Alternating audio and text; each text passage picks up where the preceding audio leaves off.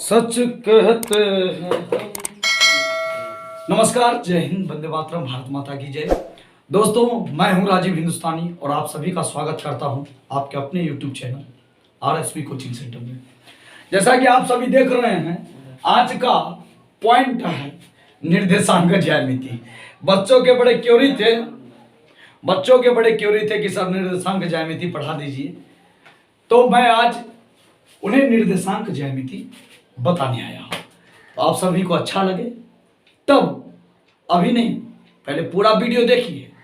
अच्छा लगे तब वीडियो को लाइक करना है और बगल में सब्सक्राइब का बटन होगा, दबा दीजिएगा। और नहीं बढ़िया लगे तो डिसलाइक कर दीजिएगा, पैसा थोड़ी लगता है। आइए, निर्देशांक ज्यामिति में सीखते क्या है। जैसे कोई रेखाखंड दे दिया गया है। अब इस रेखाखंड के दो बिंदु मान लिया जाए, एक बिंदु ए एक्स और वाई हो, x1 और y1 हो, और एक बिंदु बी x2 और y2 हो। तो इसके बीच का डिस्टेंस ज्ञात करने दे दे, तो हम कैसे ज्ञात करेंगे? तो इसके लिए हम एक ज्योग्राफी के ज्यामितीय निर्देशांक का सहारा लेते हैं, जिसमें कुछ अंकों को दर्शा दिया जाता है। अब फिर उन पर वहां से उनका डिस्टेंस निकाला जाता है। जी हाँ दोस्तों, आइए मैं आपको इससे जुड़े हुए और भी इंटरेस्टिंग जो फैक्ट्स है वो बता रहा हूँ। पहले जो एग्जामिनेशन के दृष्टिकोण से बहुत जरूरी है। सबसे पहले समझिए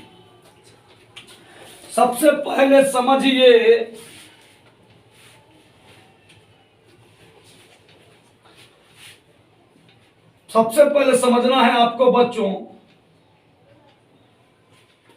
बिंदु के कार्तिकीय निर्देशांक। बिंदु के कार्तिकीय निर्देशांक यह होता क्या है? देखिए, सबसे पहले रेखा को या अंकों को रेखा पर कैसे दर्शाया जाता है।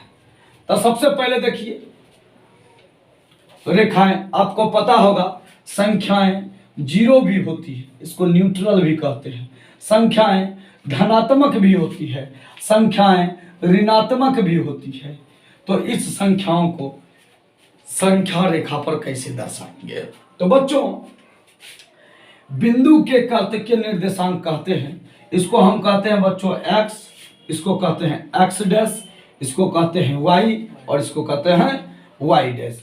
ये बच्चों इसका मूल बिंदु है, यह मूल बिंदु, इसे कहते हैं मूल बिंदु। यह जो है चारों दिशाओं का यह मूल बिंदु है। इसीलिए मूल बिंदु पर x, ये x का रेखा है, यह x एक्सिस का है, ये y का रेखा है, यह y एक्सिस का रेखा है। इसलिए मूल बिंदु को बच्चों x भी जीरो यहां, y भी जीरो यहां, x भी जीरो, y भी जीरो। इधर की ओर जब हम बढ़ते हैं तो x1 2 3 4 5 6 इधर अनंत तक यह रेखा, क्योंकि रेखा जब बढ़ती है तो वह अनंत तक जाती है, क्योंकि वहां रेखा है और रेखा का अंत बिंदु सीमित नहीं होता है। रेखाखंड का अंत बिंदु सीमित होता है, लेकिन रेखा का अंत बिंदु सीमित नहीं, यह चलता जाएगा। तो यानी इधर की ओर जो चला यह हो गया हुआ प्लस बी, यह सभी प्लस में।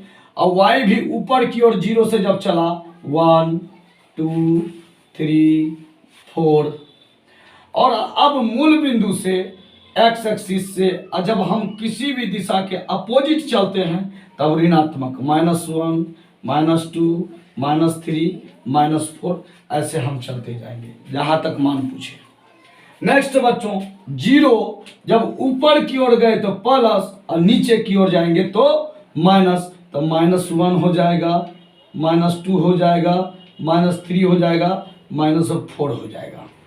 मेरा कहने का मतलब है बच्चों, इस प्रकार से संख्याओं को रेखा पर दर्शाया जाता है। तो आप देखिए, इधर प्लस इधर प्लस। सबसे पहले बच्चों समझना है यहाँ चार खटाल में, यानी यह घर चार भागों में विभक्त हो गया। और यह जो घर है बुआ, यह जो घर है यह देखिए प्लस प्लस का हो गया, आपसे एग्जाम में भी पूछेगा।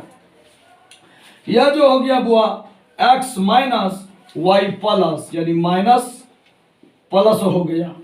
और यह बच्चों देखिए यह जो है बुआ यह थर्ड क्वाड्रेंट में यह भी माइनस, x भी माइनस और y भी माइनस, इसीलिए इस क्वाड्रेंट का सिंबल हो गया, साइन हो गया माइनस माइनस। और इधर देखिए इधर प्लस में और इधर माइनस में, तो यह हो गया वह प्लस और माइनस।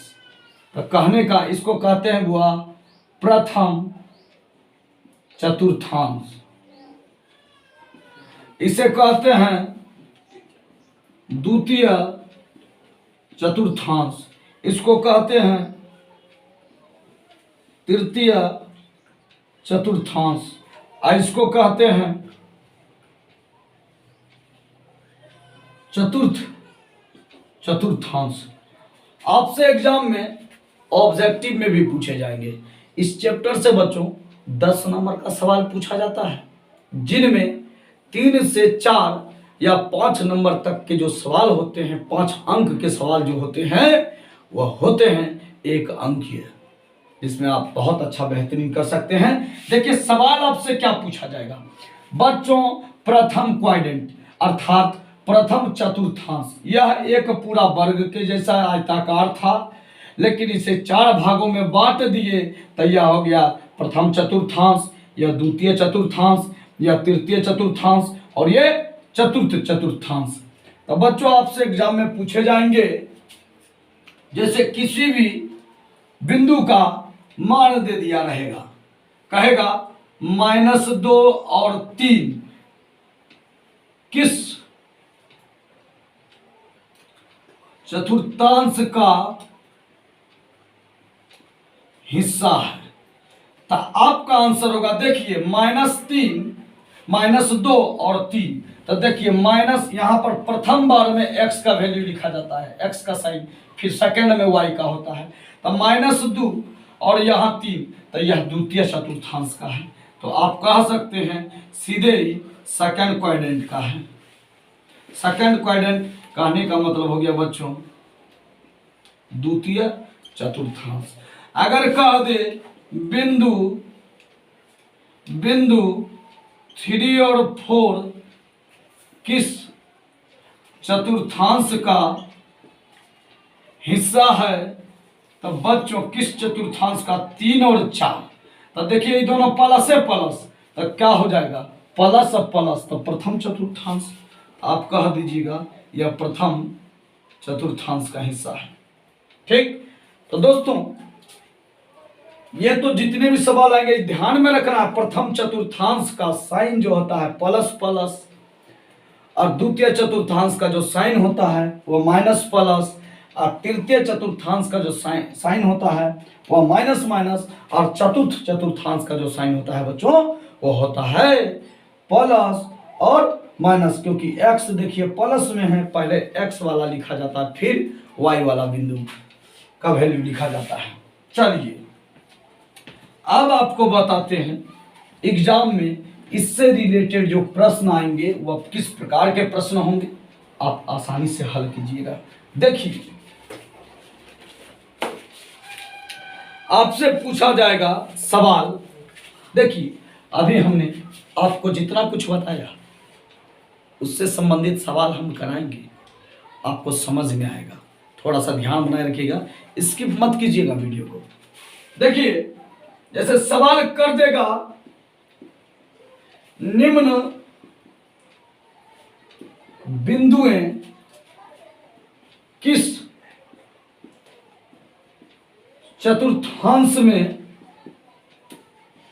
स्थित है, तो कौन बिंदुएं, आइए बच्चों सवाल 1 5 -4, दूसरा -3 और -2, और तीसरा 4 और 3, और चौथा -5 और 2।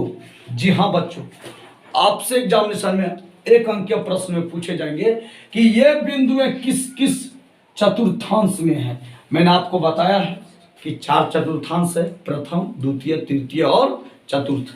आप देखिए ये वाला बच्चों, ये प्लस और माइनस, ये किस चतुर्थांश का होगा बच्चों? तो मैंने आपको बताया है, यहां देखिए ये हो गया प्लस प्लस, ये हो गया माइनस प्लस, ये हो गया माइनस माइनस, और ये हो गया बच्चों प्लस माइनस। देख लीजिए ये हो गया प्रथम क्वाड्रेंट, ये हो गया द्वितीय क्वाड्रेंट, ये हो गया तृतीय क्वाड्रेंट और ये हो गया चतुर्थ क्वाड्रेंट। आसान है, टेंशन नहीं लेना है। आप जुड़ चुके हैं आरएसपी कोचिंग सेंटर से, आसान है। अब देखिए तो ये हो गया प्लस, ये हो गया माइनस। देखिए देखिए तो कहाँ है, देखिए ये हो गया प्लस प्लस, ये हो गया माइनस प्लस, ये minus minus, plus minus plus minus, तो ये हो गया बउआ चतुर्थांश। समझ में आया?